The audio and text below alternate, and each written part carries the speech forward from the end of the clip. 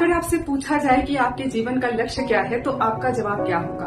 अधिकतर लोग ये कहते हैं कि जीवन में अच्छी नौकरी पाले, पढ़ लिख करके बच्चे बड़े हो जाए, काबिल हो जाए, हमारा बुढ़ापा अच्छे से कटे और सुकून से मर सके। अगर यही आपका लक्ष्य है ना, तो यकीन मानिए कि इनसिक्योरिटी का भाव और इस बात का डर कि कब क्या हो जाए आपको सताएगा जरूर। पता है क्यों? क्योंकि हमारे भीतर जो आत्मा है जिसकी वजह से हम सांसें लेते हैं, उसके दो बेसिक नीड्स हैं। एक है ग्रोथ, दूसरा है सर्विस। यूनिवर्स ने अगर आपको सांसें दी है तो आपको अपने माइंड में इस बात को भी लेना होगा कि इन सांसों से हम ह्यूमैनिटी को, यूनिवर्स को कैसे सर्व कर सकते हैं। इस बात को हम दिमाग में नहीं लेंगे ना, तो पता है क्या होगा? ये माइंड जो है वो एनर्जी हब है, इसमें कोई ना कोई एनर्जी हमेशा भरी रहेगी ही। आपने इसे बड़े लक्ष्य वाली एनर्जी से नहीं जोड़ा ना, तो ये छोटी छोटी बात पर एनर्जी लगाने लगेगा।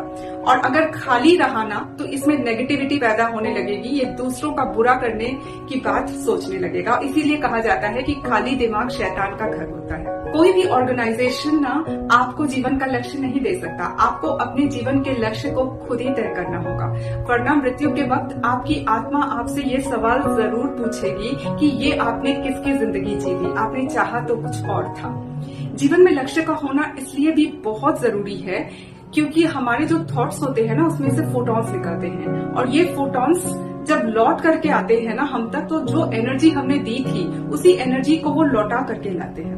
ये अगर एमलेस ढंग से निकलेंगे या छोटी छोटी बातों पर खर्च होंगे ये फोटॉन्स या ये फोटॉन्स की एनर्जी, तो उन छोटी छोटी बातों से रिलेटेड और भी परेशानी वाली चीजें लौट करके ये आएंगी, लेकर के आएंगी। क्योंकि हम क्वांटम समंदर में रहते हैं और समंदर की ये रीत है कि जो ये ले करके जाती है वही लौटा देती है। तो हम अगर एमलेसनेस की एनर्जी इस क्वांटम समंदर में छोड़ेंगे तो वही एनर्जी लौट करके आएगी। यही सृष्टि का नियम है। इसीलिए अपने माइंड को बड़े उद्देश्य से जोड़ना बहुत जरूरी हो जाता है, नहीं तो जीवन जो है ना वो छोटी छोटी बातों में उलझ करके रह जाता है और फिर बाद में यही परेशानी का कारण भी बन जाते हैं।